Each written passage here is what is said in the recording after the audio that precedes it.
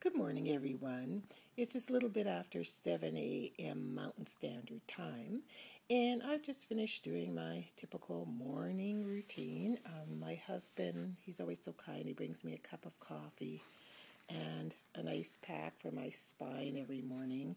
And actually, it feels really, really good, so don't feel sorry for me. I love the feeling of the ice on my spine because it makes it so that I can get up. But this morning, I've added a new thing to my routine thanks to Yolie here on YouTube, Yolie Bean, and Tangie. I made one of those junk journals. I made it a couple of nights ago, and I was so excited this morning to actually get up, and I had it at my bedside and just to start journaling. I actually started yesterday, but this is the first morning that I started in it, and I absolutely love this. This is exactly the kind of journals that I like, with lots of texture, and I just love the way it feels. So thank you so much, ladies, for sharing this idea. So I just want to quickly share how mine turned out. So I called mine Moon Reflections. My nickname since I was in the first grade has always been Moon. One little boy was teasing me, and he said, "I've seen many moons in my day, but I've never seen a moon like a Moonica." And I just stuck as Moonica, then Moony, then Moon. And so then I just came to like the name Moon. So my family all calls me Moon or Moony. So I called it Moon Reflections. And so I had done these napkin covered altar composition books, and I'll put the link to that in the down bar as to how I did that. And it's covered in Mod Podge, and you can hear how sturdy it is. So the napkin is not going to tear or anything. So I already had one already prepared that was empty, so I used that as my base, and I really like this cover.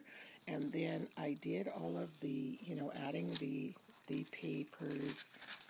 I'll put, again, the description on how you make these in the down bar. And everywhere that I put a piece of scrapbook paper, I put a tab. And I'm a little tab crazy. I just used my tab punch and made a whole bunch of different multicolored tabs. They look so pretty.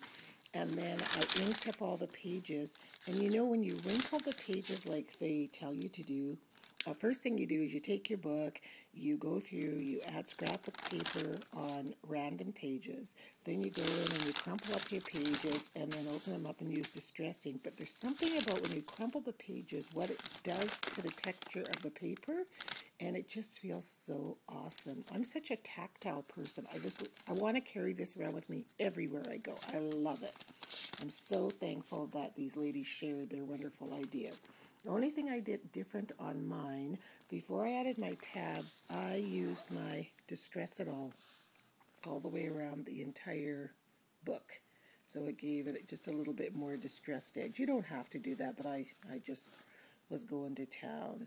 And then I love the ribbon tassels that hold the binding. Love, love, love it. So just going to show you one journal entry that I did yesterday afternoon after my grandsons were here visiting. I have this really pretty stone that a girlfriend of mine, Susan, brought me back from Kathmandu. She was at the base of Mount Everest, and that was one of the last places my father went. He was an educator, and he and my mom went around teaching in Third World in their retirement, and he went to Kathmandu and did some teaching and educating there.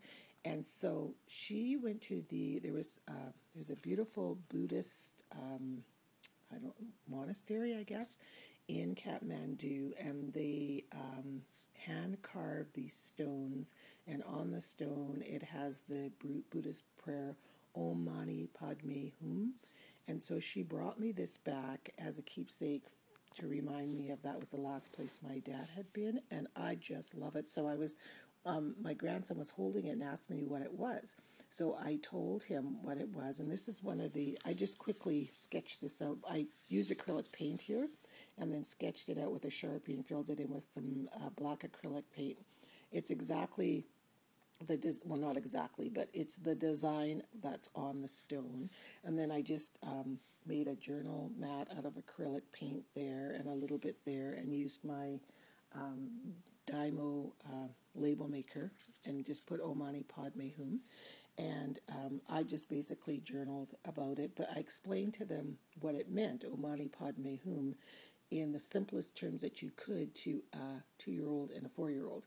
So I told them that means to keep your heart open and always have loving thoughts in your heart for everybody and everything. And so it was so cute, the two of them going, oh, mani padme hum, oh, mani. It was so, so cute. And I'd say, what are you thinking about? And they're like, I love everybody. They're so sweet. So I had to journal that. So basically I put that I explained to them what the chant means of having a loving and open heart. And then I put, I will continue trying. So it's just like Yolie says in her video. This page took me maybe 15 minutes to do. And it's just neat to have a little bit of art in with all of your journaling, because I am a big journaler. And this is a sketch of a card that I'm making today for my mom's friend Peggy, her 80th birthday. And I just had all these ideas of what I wanted to do. So I quickly jotted it in here. And then I journaled this morning. And love, love, love it. So thank you so much, Tangie, for sharing your inspiration. Yolie for sharing yours and for introducing me to Tangie. And for all of you that want a simple, inexpensive, this costs nothing. Well, no, I'm lying. It cost me $1 for my composition journal, but I already had it. So it's a literally free, wonderful journal. The process of making it is really, really fun. I made mine watching TV. I brought my scrapbook paper up onto my lap and a glue stick and just watched So You Think You Could Dance. And I had all the papers glued in and a distressed pad of ink. And that was it. So it's super easy to make, great to journal in. I just want to carry it. I wish I could carry it everywhere with me. So I just wanted to share. And thanks for watching. And I hope everyone has a great day. Bye.